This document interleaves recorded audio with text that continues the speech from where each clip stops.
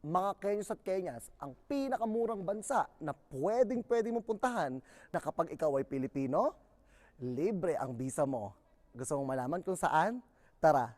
Eto na nga mga Kenyos at Kenyas, syempre usapang tipid tips tayo. Syempre pag travel, travel talaga. At napakaganda nitong pagkakataon dahil nga ang Wizz Air ay talaga naman pong nagbibigay ng napakadaming bagsak presyo patungkol sa mga ticket. Oo, welcome sa Samarkand, Uzbekistan. Napakabongga nito mga Kenyos at Kenyas kasi po lahat ng mga bilihin dito napakamumura at syempre kaya nga sila ang tinaguriang most cheapest country in the world. Yes, pagka Pilipino ka mga Kenyos at Kenyas, libre ang visa mo. Kaya talaga naman pong wala ka nang iisipin sa pagbili ng visa, pag-apply ng visa kasi po, andito ka na sa Uzbekistan. Yes, kung mahilig ka sa mga cultural places, mga traditional places, mga sightseeing para sa mga viewing, perfect na perfect po ang lugar na ito para sa inyo. Siyempre, hindi magpapahuli ang akla. Susuotin natin ang kanilang national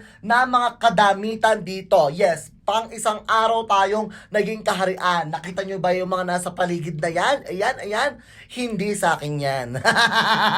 At syempre, pagdating sa mga souvenir dito, mga Kenyos at Kenyas, talaga pong made by their hands, with their hearts. Talaga naman pong pinag-isipan at pinagtyagaan na gawin at moldihin ang bawat regalo na yan. At syempre, hindi magpapadaig si Jaspar. Oo, ang aking jowa. Syempre guys, malakas din sila sa mga silkworm dito. Kaya talaga naman pong ang bongga at delikadesa ang pagkakagawa ng mga souvenir na to. Kaya sa ating mga Kenyos at Kenyas dyan, na mga nagbabalak na mga mag-sightseeing, mag-viewing at mabilis lamang, 2 hours and 55 minutes lang from Abu Dhabi, dito ka na sa Uzbekistan. More tipid tips, comment down below!